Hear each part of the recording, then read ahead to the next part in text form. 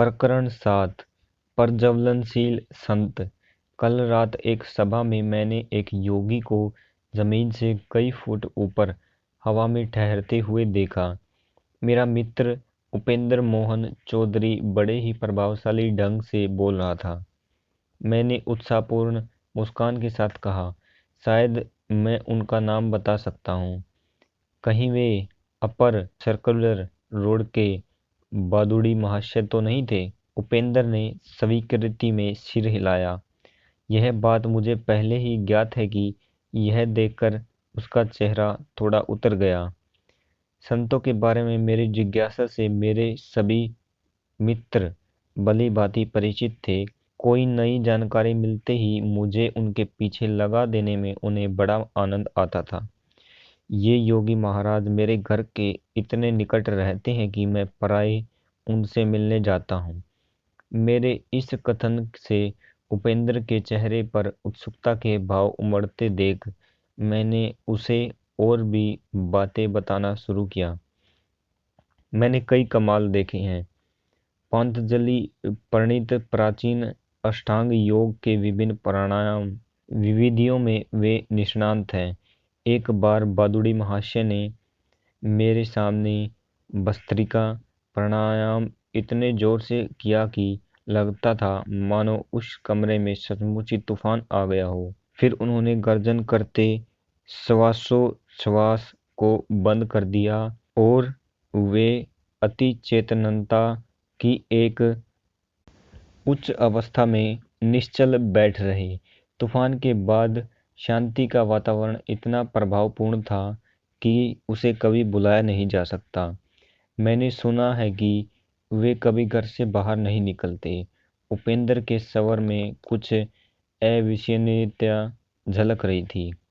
वास्तव में यह सच है। विगत 20 वर्षों से वे घर के भीतर ही रहते आए हैं। केवल हमारे पर्व त्योहारों के अवसर पर वे समय ही लगाए इस नियम को थोड़ा ढीला करते थे।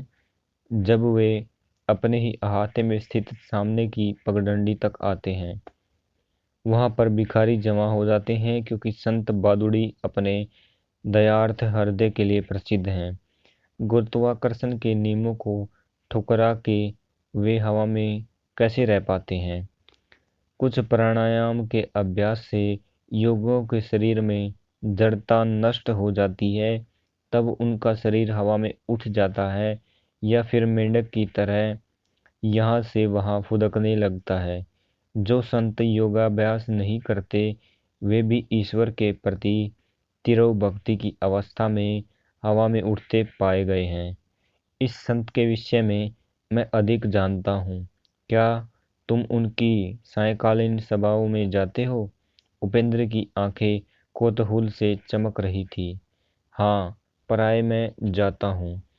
उनके उपदेशों में विद्यमान विनोदपूर्ण चुटकियों और हास परिहास में मुझे बड़ा मजा आता है। कभी कभी मेरे लंबे अट्टहास से सभा की गंभीरता भंग हो जाती है। बादुड़ी महाशय तो उसका बुरा नहीं मानते, किंतु उसके शिष्य खा जाने वाली नजरों से मेरी ओर देखते हैं। उस दिन दोपहर को स्कूल से घर लौटते समय मैं बादुड़ी महाशय के एकांत निवास के पास से गुजर रहा था तो उनका दर्शन करने की इच्छा हो गई। जनसाधारण के लिए उनका दर्शन दुर्लभ था। निचली मंजिल पर अकेला रहने वाला उनका एक शिष्य इस बात का ध्यान रखता था कि उनके एकांत में खलल न पड़े। यह शिष्य कुछ ज्यादा ही अनुशासन प्रिय व्यक्ति था। उसने मुझसे पूछा कि क्या मैंने भेंट के लिए पहले से समय लिया हुआ है। उसके गुरुदेव उसी समय वहां आ पहुंचे और उन्होंने मुझे अविलंब बहिर्गत किए जाने से बचा लिया। मुकुद जब चाहे आना, उसे आने दिया करो। संतवर की आंखें चमक उठी। एकांत का मेरा नियम मेरी अपनी सुविधा के लिए नहीं, बल्कि लोगों की सुविधा के लिए है। संसारी लोगों को उनके मोह जाल को तहस नहस कर देने वाली स्पष्टवादिता अच्छी नहीं लगती। संत ने न केवल दुर्लभ हैं, बल्कि वे लोगों को व्याकुल भी कर देते हैं। शास्त्र पुराणों में भी वे प्राय जनसाधारण को विहलित करते पाए गए हैं। मैं बादुड़ी महाशय के पीछे पीछे ऊपरी मंजिल पर स्थित उनके अत्यंत सादे कक्ष में जा पहुंचा, जहां से वे शायद ही कभी बाहर निकलते थे। संसार की क्षुद्र उत्तेजनाओं के तिरोगति से नित्य बदलने चित्रों की ओर संतजय प्राय कोई ध्यान नहीं देते। केवल युग युगांतर में स्थित हुए कालजयी सत्यों पर उनका ध्यान केंद्रित रहता। संतों के समकालीन लोग केवल उनके संकीर्ण वर्तमान के लोग ही नहीं होते।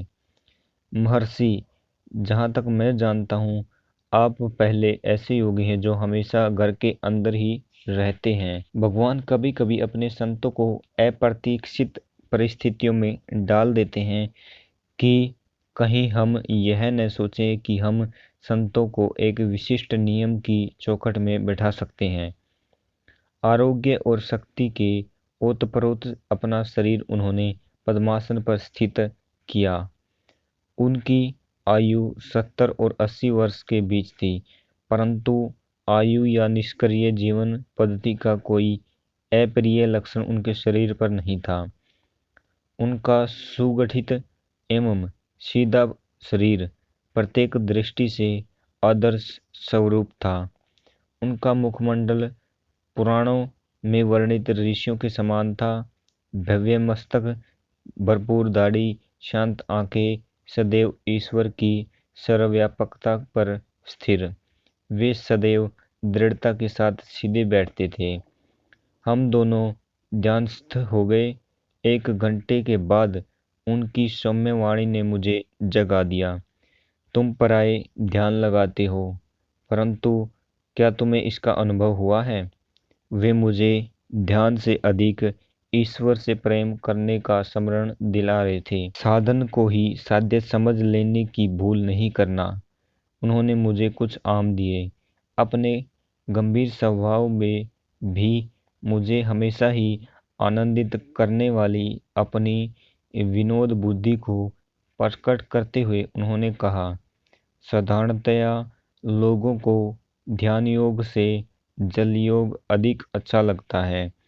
योग के विषय में उनकी इस शब्द क्रीड़ा को सुनकर मैं ठहाके लगाकर हंसने लगा।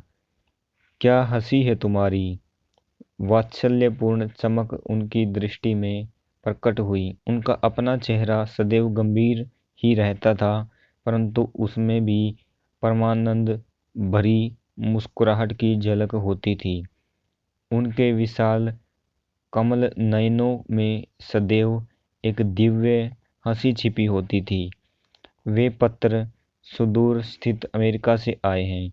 उन्होंने मेज पर पड़े अनेक मोटे मोटे लिफाफों की ओर संकेत किया। वहाँ की कुछ सोसाइटियों के साथ, जिनके सदस्य योगशास्त्र में रुचि रखते हैं, मैं पत्र व्यवहार करता हूँ। वे कोलंबस से बेहतर दिशा ज्ञान के साथ भारत की नए सिरे से खोज कर रहे हैं। उनकी सहायता करने में मुझे खुशी होती है। दिन के उजाले की तरह योगशास्त्र का ज्ञान भी उन सब के लिए है जो इसे प्राप्त करने के इच्छुक हैं। जिसे मानव की मुक्ति के लिए ऋषियों ने अनिवार्य समझा है, उसे पाश्चात्य लोगों के लिए हल्का करने की आवश्यकता नहीं है। ब्रह्मा अनुभव भिन्न होते हुए भी सबकी आत्मा एक समान ही है, और जब तक योग का कुछ न कुछ अभ्यास नहीं किया जाता, तब तक न ही पाश्चात्य और न ही परावर्त्य लोग उन्नत कर सकते हैं। उन्होंने अपनी शांत दृष्टि मुझ पर स्थिर की। मेरी समझ में तब यह नहीं आया कि उनके वक्तव्य में भविष्यवाणी युक्त मार्गदर्शन छिपा हुआ था। वह तो केवल अब, जब मैं ये शब्द लिख रहा हूँ, उनके द्वारा पराए दिए गए संकेतों का पूर्ण अर्थ मेरी समझ में आ रहा है कि किसी दिन भारत की शिक्षाओं को अमेरिका में ले जाऊंगा। महर्षि, मैं चाहता हूं कि आप जगत के कल्याण के लिए योग शास्त्र पर एक पुस्तक लिखें। मैं शिष्यों को तैयार कर रहा हूं। वे समय और उसके शिष्यों की श्रृंखला जीवित पुस्तकों का काम करेंगे जो समय के स्वाभाविक क्षय और टिक्कारों की अस्वाभाविक टीकाओं से अछूते रहेंगे। संध्याकाल को उनके शिष्यों तक मैं अकेला उनके साथ रहा।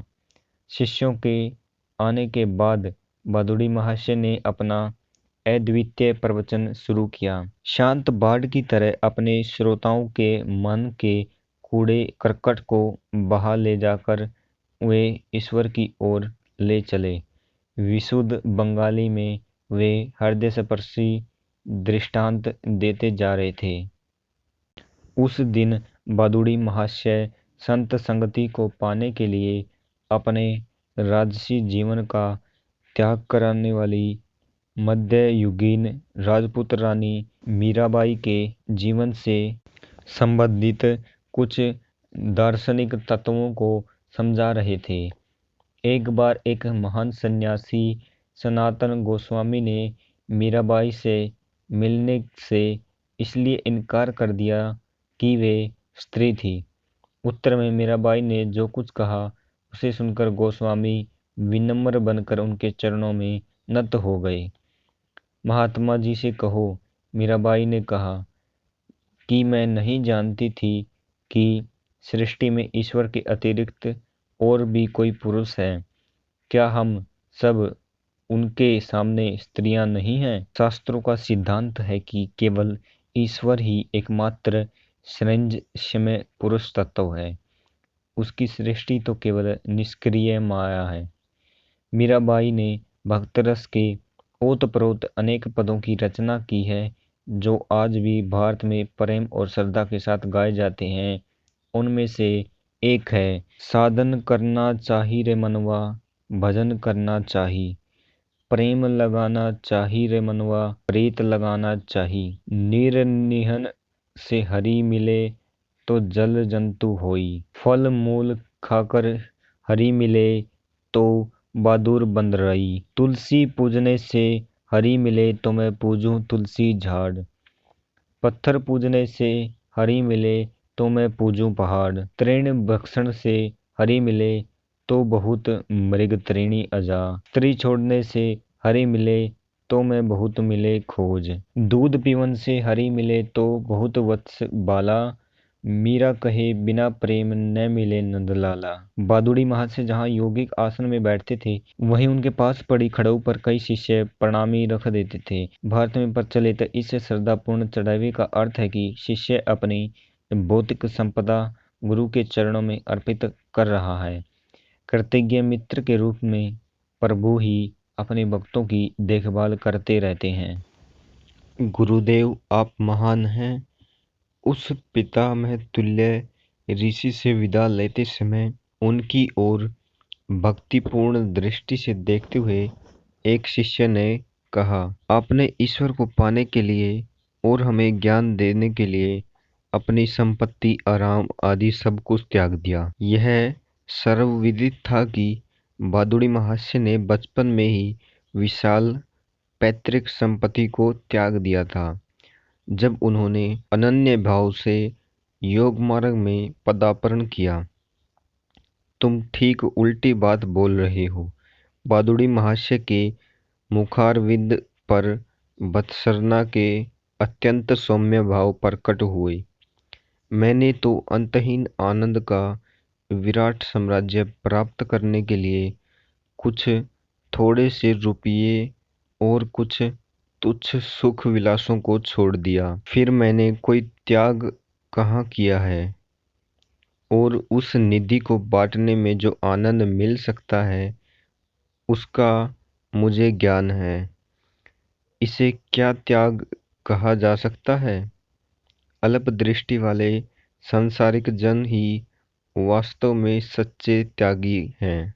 वे अद्वितीय दिव्य संपत्ति को संसार में मुट्ठी भर तुच्छ खिलौनों के लिए त्याग देते हैं। त्याग की इस लोक विरुद्ध व्याख्या को सुनकर मेरी हंसी छूट गई, जिसमें किसी भी भिक्षुक संत को तो कुबेर का मुकुट पहनाया जाता है और धनगर्भित करोड़पतियों को अनभिज्ञ शहीद बना दिया जाता है। विधि का विधान हमारे भविष्य की योजना किसी भी बीमा कंपनी से अधिक अच्छी तरह बनाता है। उनके ये निष्कर्षात्मक शब्द उनकी अपनी श्रद्धा का अनुभव सिद्ध धर्म था। आज संसार बाह्य सुरक्षा में ही विश्वास करने वाले बेचैन लोगों से भरा हुआ है। उनके कटु विचार उनके ललाटों पर अंकित घाव चिन्हों के समान है।